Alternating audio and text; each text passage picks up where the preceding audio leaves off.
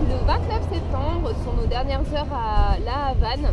Du coup, on s'est dit que ça pouvait être sympa de vous faire une petite vidéo bilan des 17 jours qu'on a passé ici, sachant qu'on a visité en 2 semaines uniquement la partie ouest de l'île et qu'il faudrait au moins un mois pour arriver à visiter toute l'île dans sa globalité.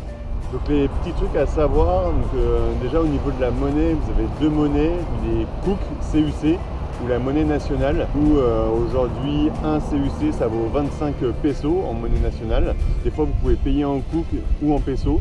Il faut faire attention quand vous donnez des Cook à ce qu'on vous rende des Cook et pas des pesos. On s'est fait avoir le premier jour et si vous avez possibilité de payer en pesos, vous paierez moins cher qu'en Cook. Bon, ce qu'il faut savoir, c'est que la vie ici à Cuba pour les touristes est vraiment très chère. On avait prévu un budget de 36 € par personne. On a réussi à le tenir, mais on ne s'attendait pas à ce que le coût de la vie soit aussi élevé.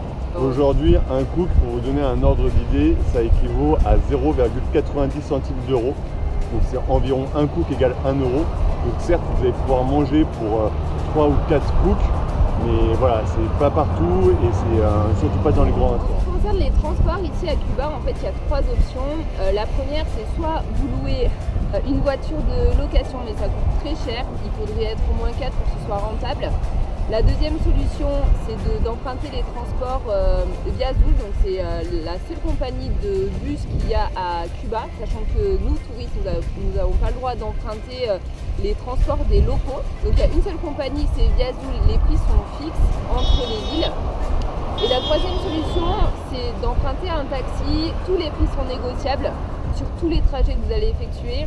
Et là, plus vous êtes nombreux et plus le prix peut baisser. Donc en fait, nous, on s'est dit que très clairement, Cuba, c'était une destination qu'il fallait faire entre amis et d'être au minimum 4 pour pouvoir négocier tous les prix sur les trajets.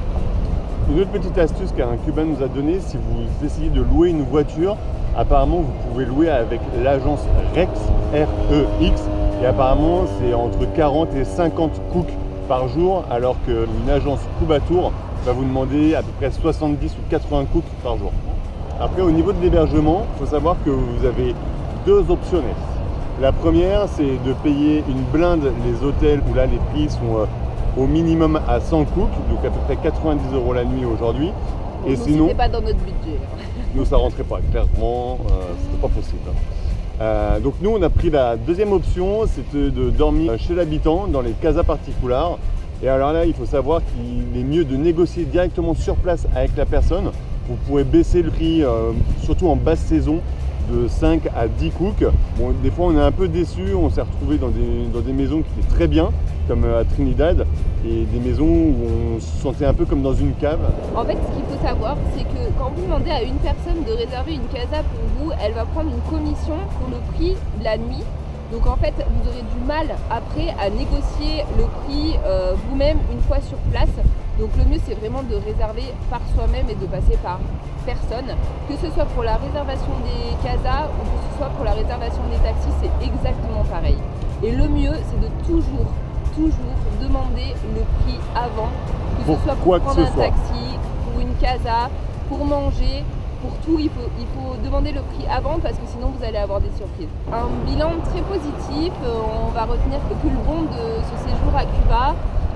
Je ne sais pas si on reviendra peut-être dans 10 ans pour voir comment ça a changé, mais en tout cas on a vu des choses magnifiques, des plages paradisiaques, des endroits un peu plus verdoyants comme à Vinales où c'était super et Trinidad, je crois que c'est notre coup de cœur. Je crois qu'on aurait bien aimé passer une journée ou 2 de plus là-bas parce que c'était vraiment génial.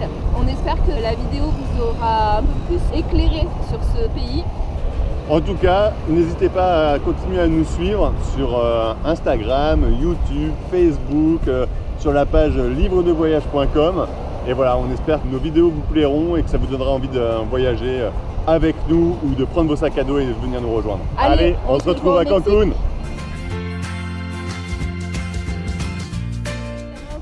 Des belles rencontres. C'est vrai qu'on a croisé pas mal de Français ici avec qui on a beaucoup sympathisé. D'ailleurs, ils se reconnaîtront en voyant cette petite vidéo spéciale dédicace. On les remercie pour tous les moments qu'on a passés avec eux, les petites soirées, les petits apéros, c'était vraiment sympa. Les bons conseils, les échanges d'informations, c'était top.